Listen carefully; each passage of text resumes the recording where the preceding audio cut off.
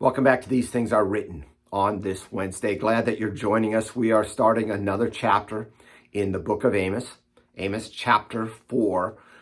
Again, the main focus of this book is the prophet Amos speaking words of judgment against the nation of Israel.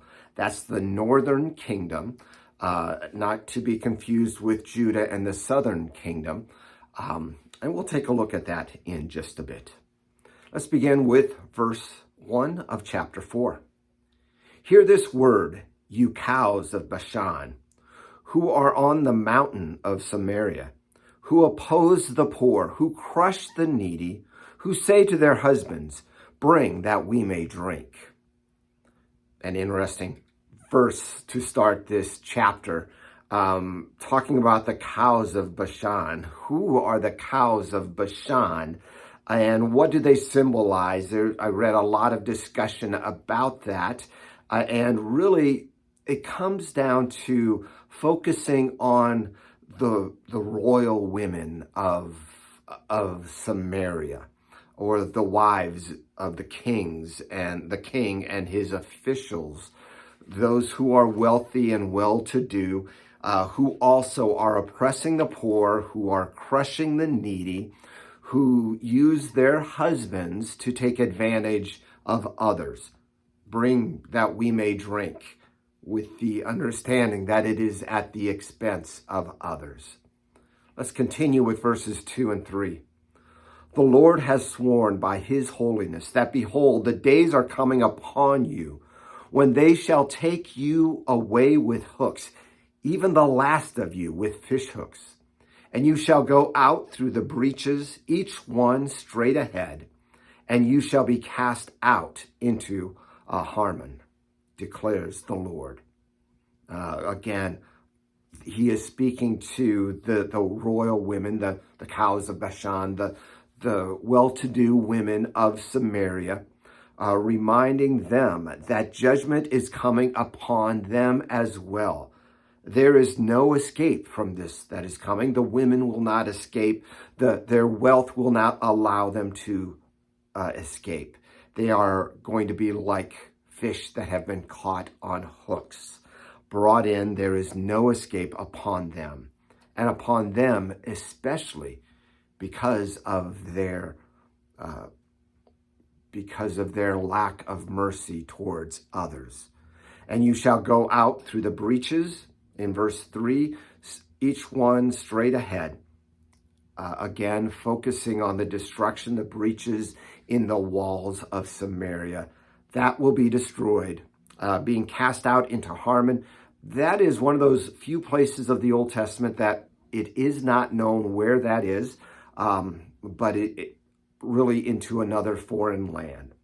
Again, this is all a declaration of the Lord, an oracle, the word of the Lord that is being spoken. Let's continue with verses 4 and 5. Come to Bethel and transgress, to Gilgal and multiply transgressions. Bring your sacrifices each morning and your tithes every 3 days.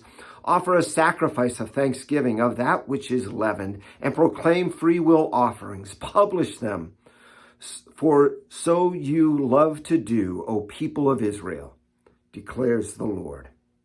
As we begin this, let's look first at those two places that are mentioned, Bethel and Gilgal.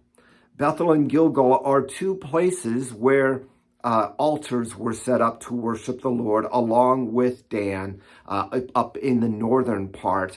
You see in our map both Bethel and Gilgal. Notice that they are on the southern part. They were to keep people from going into Judah to Jerusalem, where they were to worship the one true God. They love to offer their sacrifices every morning. It says their tithes every 3 days, a sacrifice of thanksgiving of that which is leavened. In other words, a bread offering, free will offerings, and they would publish them. They would proclaim them.